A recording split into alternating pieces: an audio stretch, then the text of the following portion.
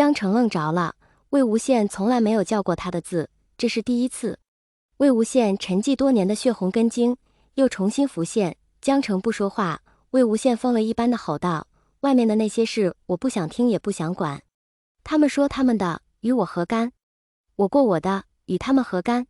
他们要阴虎符，好，我给了，不知道他们看见那一堆碎片的时候作何感想？他们要温氏人的命，他们口中的温氏余孽，为了不连累我自绝而死，就只留下一个3岁左右的孩子。我现在就只想留在这里，等蓝湛醒过来，不行吗？为什么你一定要打破这份平静了？如果你不提，我们还是能坐下来喝酒聊天的兄弟，但是如果你一定要提，那么请你离开，慢走不送。还有，真灵老祖早就死了，早就死在6年前了。现在站在你面前的只有狼忘机的魏婴，请你搞清楚这一点。事到如今，他们还想要我这样，你还想要我怎样？江澄震惊地看若魏无羡那双血红的眼睛，泪水从那双眼睛里流下。他发现他不认识他了，或许正如他所言，以前的魏无美早就死了，现在这个魏无羡是他所陌生的。呆愣了好久，江澄才勉强找回自己的声音，轻轻吐出一个字：你。他从来都没有见过魏无羡哭过，这是第一次。他突然似是想到了什么，问道：你说等蓝忘机醒过来是什么意思？魏无羡眼里的痛苦越发浓郁，他苦笑道：你以为当年有伤在身的他，帮我挡下那剑阵的全部力量之后，他还能活得下来吗？连臂辰都断了，他还能完好无损地待在我身边吗？泪水止不住的他勉强控制住自己的身形，重重地坐了下来，双手抱头，趴在桌子上说道：我这些年想尽一切办法来救他，可是没用啊，还差3味药材。江澄张了张嘴，却始终没能说出一句话，最后他只说了一句：阿姐她很想你。魏无羡抹了抹泪水，轻声道：我知道。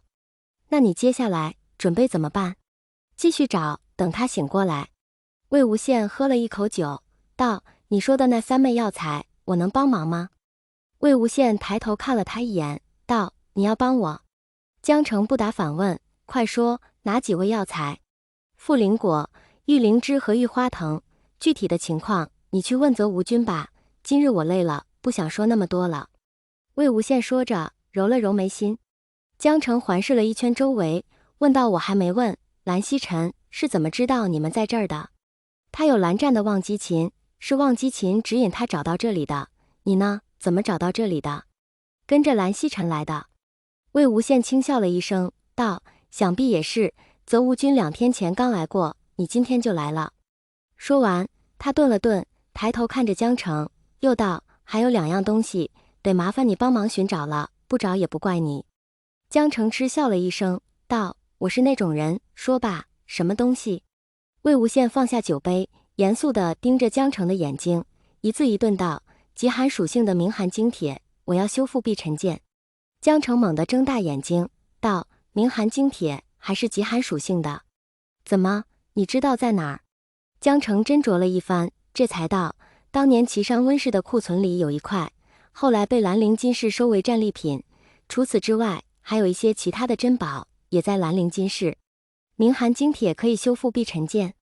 魏无羡摇了摇头，道：只是一种不可缺少的材料。江澄想了想，道：不过兰陵金氏现在是金子轩掌管，金光善在几年前就死了。金光瑶改名孟瑶，重新回到了清河聂氏做副帅，人称敛方尊。在金子轩手里拿明寒精铁，应该不会太难。魏无羡眉头皱了皱，道：金光善死了。魏无羡点了点头，示意他知道了，也没有继续问下去。江澄看了他一眼，又道：那另一个呢？是什么？双生阴阳花？那是什么？魏无羡打了个哈欠，道：去找责无君吧，我也跟你说不清楚。江澄笑骂道：你还当真是会给自己找安逸？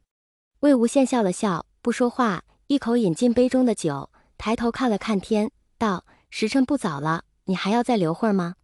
江澄轻轻摇了摇头，道：不了，阿姐还在家等我回去吃饭。说完，抬头看着魏无羡，轻言道：知道你还活着，很好。魏无羡顿了顿，对江澄认真的说道：对了，不要向任何人说我在这里，连师姐也不行。为什么连阿姐也不行？她很想你。江澄皱了皱眉，不为什么，就是不想，还不到时候，别问了，你记住就行了。走吧，再晚会儿，师姐要担心了。下次来的时候，记得避开人。江澄听完这段话，也不再问了，在原地站了一会儿，便转身离开了。魏无羡在他跨出结界的一瞬间，叫道：“江澄。”他停下，等着他说话。魏无羡抿了抿嘴，道：“谢谢你，辛苦了。”江澄握了握拳，道：“别死了。”说罢，便走出了结界。魏无羡的耳朵旁回荡着他那句话：“别死了。”